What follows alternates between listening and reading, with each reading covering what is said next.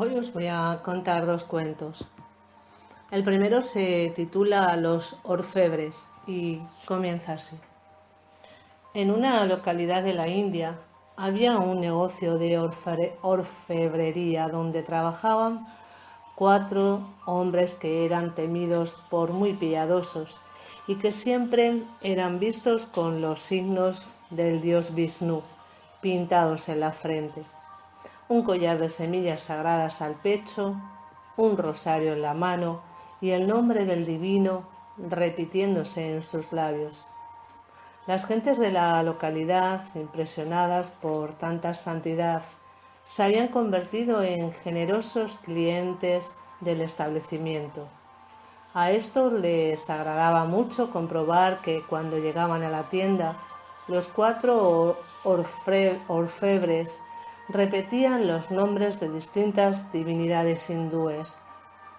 Al llegar un cliente, uno de ellos exclamaba Kesava, Kesava.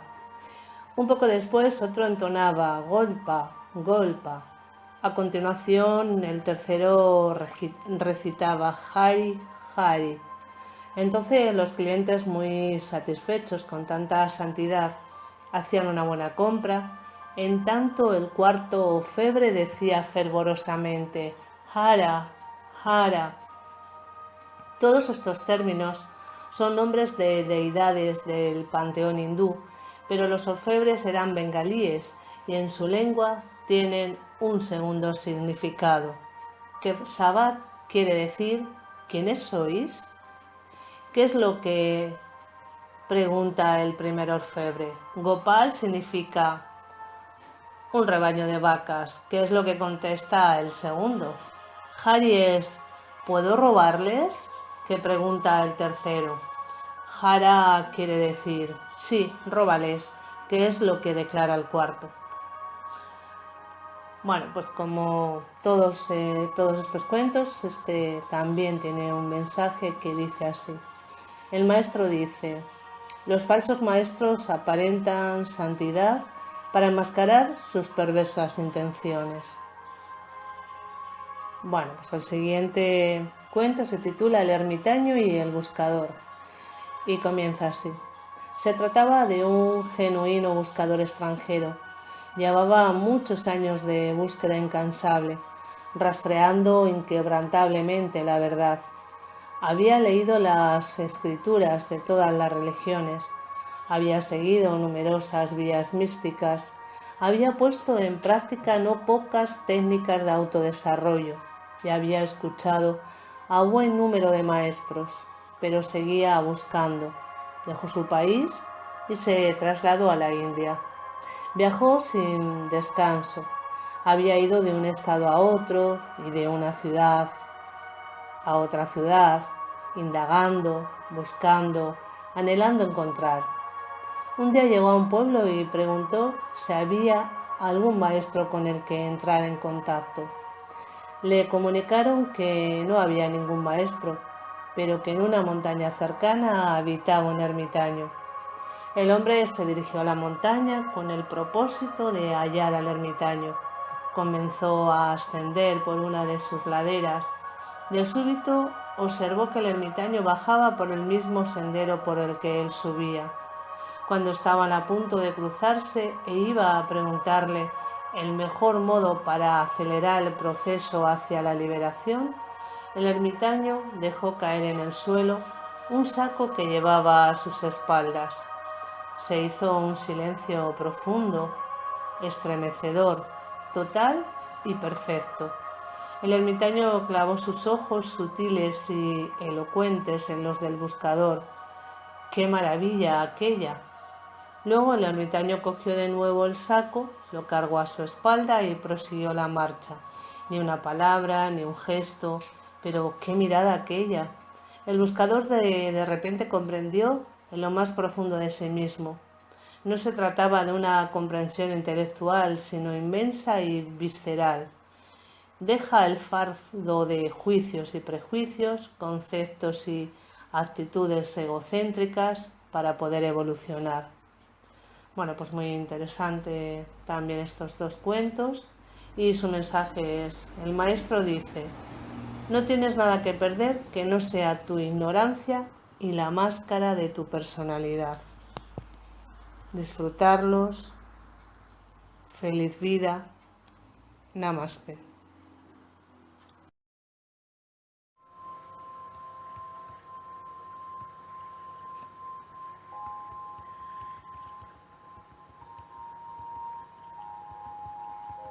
De nuevo os voy a contar un cuento. El cuento de hoy se titula Los gemelos opuestos. Todo depende de cómo se mire. Un relato de autor desconocido cuenta que un hombre acaudalado tenía dos hijos gemelos de signo contrario. Desde el mismo día en que nacieron eran tan diferentes que nadie podía creer que fueran hermanos. De ellos, uno era muy pesimista y siempre estaba triste, mientras que el otro era un optimista, incorregible y siempre reía. A punto ya de cumplir 18 años, el padre quiso regalarles algo especial y su mejor amigo le aconsejó: deberías hacer un regalo que compense sus diferencias de ánimo. Al pesimista dale un obsequio impresionante y al optimista algo que no valga para nada. Aunque era una idea un poco extravagante, el padre decidió seguir el consejo de su amigo. La mañana de su cumpleaños pidió a sus dos hijos que salieran con él al jardín. Los gemelos se sorprendieron a ver dos bultos cubiertos, cada uno de ellos con una manta. Uno era enorme y el otro pequeño. El pesimista retiró la manta de su regalo y descubrió una potente moto japonesa. Al verla sonrió. Perdón, al verla se puso a llorar. Rompió a llorar. Su padre no entendía nada. ¿Me la regalas porque quieres que me mate? El optimista trató de consolar a su hermano, pero era inútil. Su padre le pidió entonces que levantara su manta para ver qué le había correspondido. Pensó que así el otro entendería cuán afortunado era. Al destapar su regalo, debajo de la manta, apareció un enorme excremento de caballo. El chico empezó a aplaudir muy feliz, dando saltos de entusiasmo. Gritaba tanto que los vecinos empezaron a asomarse a las ventanas, sorprendidas. El hermano pesimista, que aún estaba disgustado con su moto, le preguntó entonces de malas maneras: ¿Eres idiota o qué te pasa? ¿De qué te alegras? Si aquí hay un excremento, es que mi caballo anda cerca, contestó rebosante de felicidad el hermano. Bueno, pues el mensaje es, si así os parece. Buda decía que cuando vemos el mundo lo tenemos con nuestra propia mirada. Por lo tanto, si lo miramos con tristeza, todo nos parecerá triste, mientras que si lo hacemos desde la alegría, nunca nos faltarán motivos para sonreír. Los dos hermanos del cuento simbolizan las dos actitudes extremas que puedes tomar ante la vida: verlo todo negro o encontrar en cada cosa un motivo de celebración. Es más lo importante, ya que no solo es si miramos el vaso y lo vemos medio lleno o medio vacío. Lo importante es que tomemos la responsabilidad de llenar el vaso. Es decir, que pase lo que pase, pensemos que podemos hacer para mejorar las circunstancias que vivimos y la de los seres a los que amamos.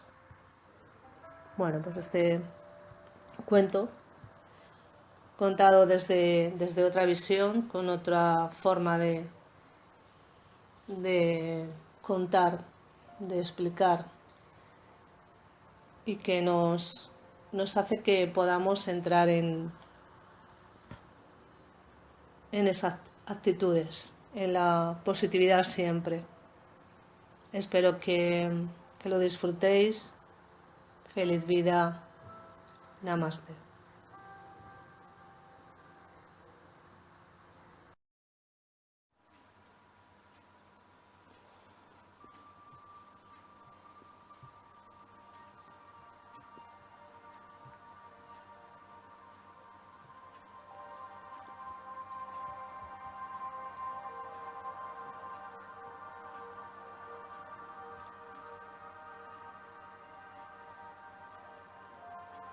De nuevo os voy a contar un cuento.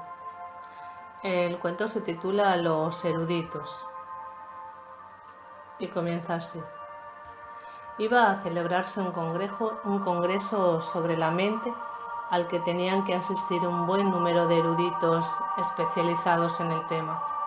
Para tal fin, un grupo de ellos debía viajar de su ciudad a aquella otra en la que iba a tener lugar el acontecimiento. Para cubrir el trayecto, los eruditos tomaron el tren y consiguieron un compartimento para ellos solos. Nada más acomodarse en el compartimento, comenzaron a hablar sobre la mente y sus misteriosos mecanismos. El tren se puso en marcha. Todos proporcionaban sus pareceres y llegaron al convencimiento común y compartido de que lo más necesario era cultivar y desarrollar la atención mental. Sí, ya nada hay tan importante como permanecer alerta, declaraba uno de ellos enfáticamente. Se requiere el cultivo metódico de la atención, recalcaba otro. Hay que aplicarse al entrenamiento de la atención. Eso es lo esencial, afirmaban algunos. Así hablaban y hablaban sin cesar sobre la necesidad de estar atentos, vigilantes y perceptivos, sobre la conveniencia, de establecerse en una atención despierta y plena. El convoy seguía su monótona marcha, pero una vía estaba en malas condiciones y descarriló sin que pudiera evitarlo el maquinista. El tren se precipitó por un enorme barranco, dando innumerables vueltas, hasta que al final se detuvo estrellándose en las profundidades del mismo. Los eruditos seguían polemizando acaloradamente, insistiendo en la necesidad de elevar al máximo el umbral de la atención, pero ninguno de ellos se había percatado del accidente.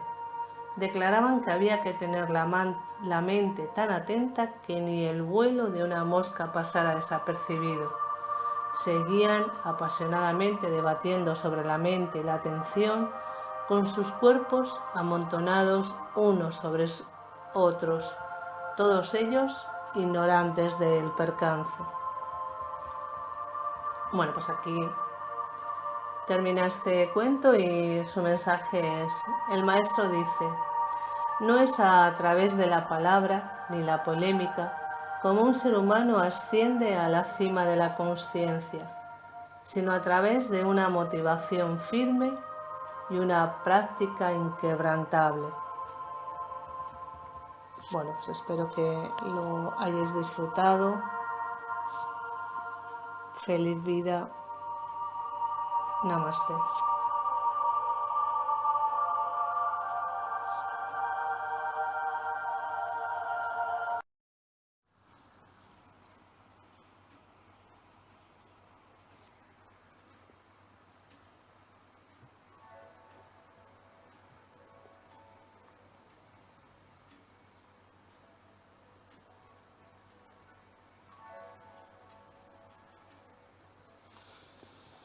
De nuevo os voy a contar dos cuentos. El primero se titula Los dos sadhus y dice así.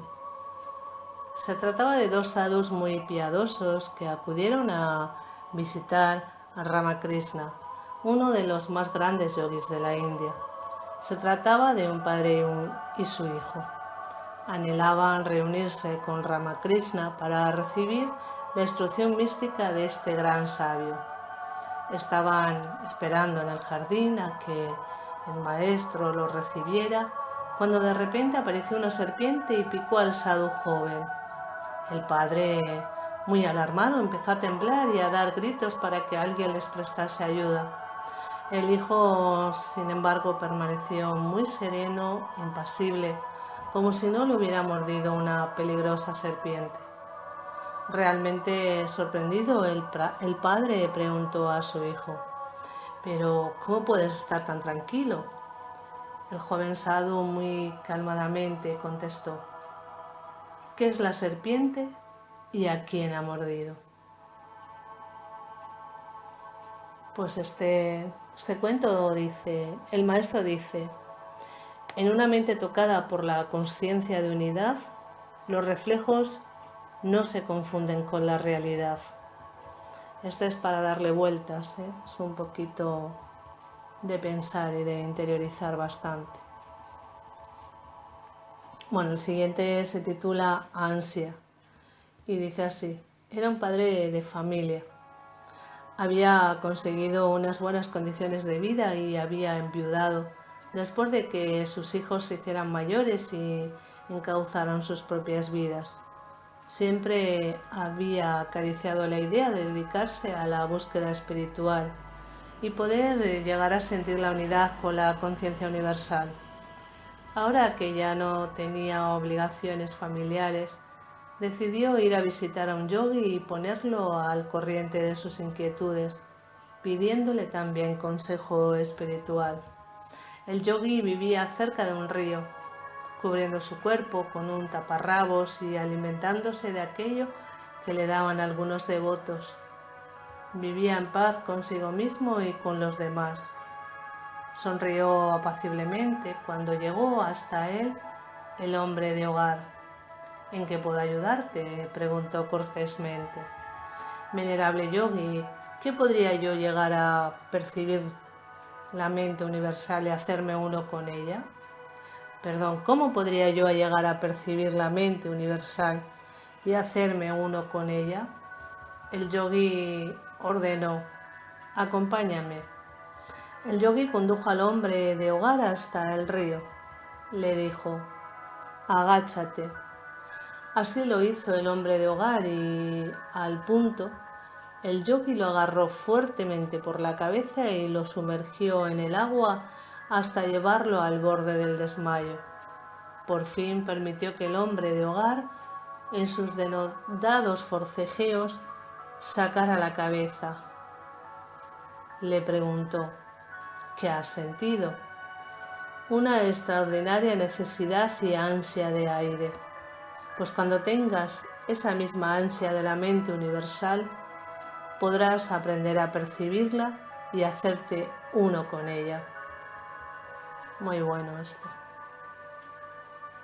Y el mensaje dice así. El maestro dice, aunque pienses en la palabra lámpara, no se enciende la luz. Que la motivación de libertad interior sea real y seguida por la práctica y no se quede solo en una idea. Muy interesante estos dos cuentos. Espero que lo disfrutéis. Feliz vida. Namaste.